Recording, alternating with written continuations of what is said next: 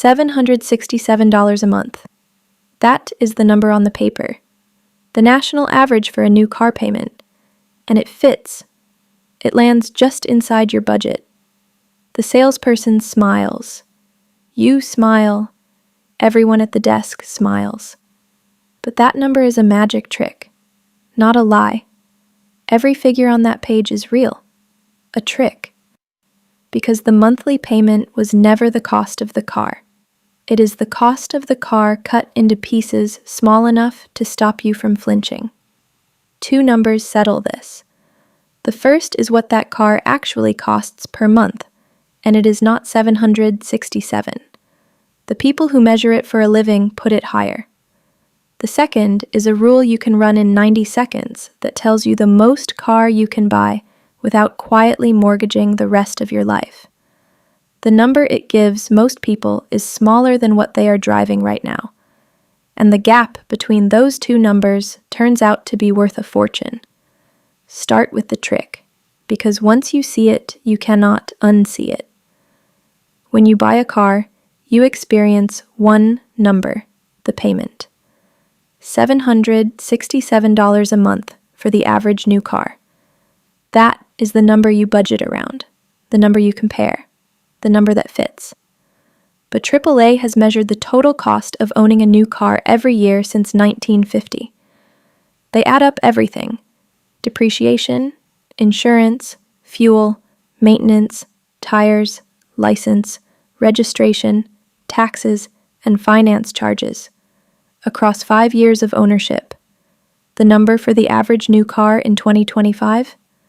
$965 a month. The payment you see, $767, is only about 4/5 of it. There is a second $200 a month that never appears on the dealership paper because you do not write a check for it. You just quietly lose it. And the single biggest slice is the one nobody budgets for: depreciation. About $360 a month, more than the fuel and the maintenance combined. That is the car quietly losing value while it sits in your driveway, the exact thing we followed in the last video. It is real money. It just leaves without a receipt. So the first correction is simple, and it reframes everything. When someone tells you a car only costs a certain payment, they are describing the part of the cost that is visible. The real monthly number is larger, and you are agreeing to all of it, which raises the actual question of this video, not what payment fits. That is the trick. The real question is, how much total car can your life actually carry? There is a rule for that. None of these numbers are mine. They come from AAA's Cost of Ownership study, the most recent Experian and Edmunds lending data, and the budgeting rule financial planners have used for decades to keep car buyers out of trouble. The rule is almost laughably simple, and at today's prices it has gotten almost brutally strict, which is exactly why it is worth knowing. It is called the 20/4/10 rule. 20% down. Finance for no more than 4 years. And this is the part that does the real work. Your total monthly car cost stays under 10% of your gross monthly income. Notice what total means in that 10%. Not just the payment. The payment plus insurance, plus fuel, plus maintenance. All of it, under 10% of what you earn before taxes. Each piece is there for a reason. The 20% down payment keeps you from going underwater, owing more than the car is worth, which matters more than ever because by the end of 2025, almost a third of people trading in a car owed more on it than it was worth, by an average of over $7,000. The 4-year limit keeps the interest down and matches the loan to how long you actually keep the car feeling new. And the 10% ceiling is the one that protects your whole life from your driveway. Here is why the rule feels so tight in 2026, and why that is not your fault. The average new car now costs close to $50,000. Median household income is around $80,000. Cars have risen faster than paychecks for years. So the rule has not changed. The prices have. The rule is just telling you the truth that the showroom will not. Let me run it with the assumptions on the table, because the assumptions are the honest part. 3 steps. Step 1. Take your gross monthly income before taxes and multiply by 10%. That is your entire car budget. Everything. Step 2. Subtract what it costs just to operate a car. Insurance, fuel, and maintenance run, on average, around $440 a month before you have made a single loan payment. Whatever is left is your maximum payment. Step 3. Run that payment over a 4-year loan. Add your 20% down, and you have your number. Let me do it for the median household. $80,000 a year. 10% is $667 a month for everything car-related. Operating costs eat about $440 of that before you have driven anywhere. That leaves roughly $227 a month for the actual payment, which, over 4 years with 20% down, finances a car of about $12,000. $12,000. That is a clean, reliable, several-year-old used car. Meanwhile, the average buyer is signing for a car 4 times that price.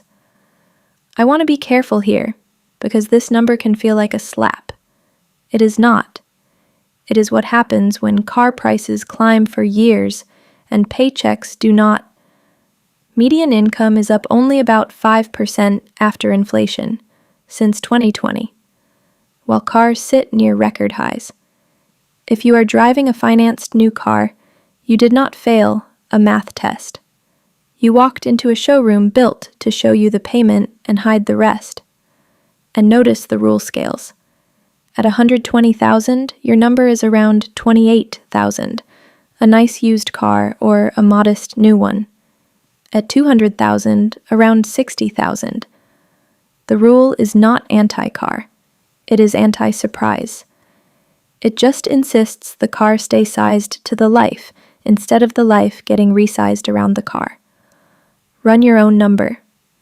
It takes 90 seconds, and it is almost always smaller than the showroom's number, which is the whole point.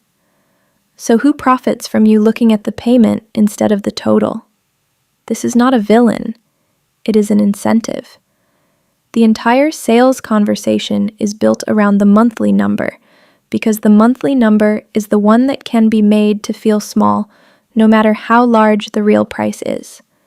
And there is a tool for making it feel smaller still: the longer loan. More than 1 in 5 new car loans now stretches to 7 years, 84 months. Stretching the loan drops the monthly payment, which makes a more expensive car fit.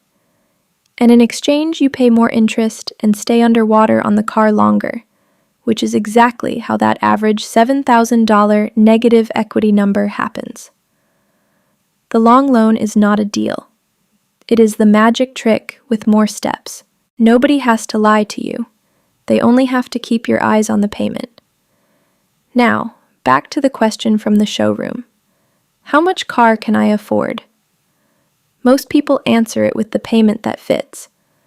But you have just seen that the payment is the one number engineered to mislead you. It hides the second $200 a month, and it can be stretched to make almost anything fit.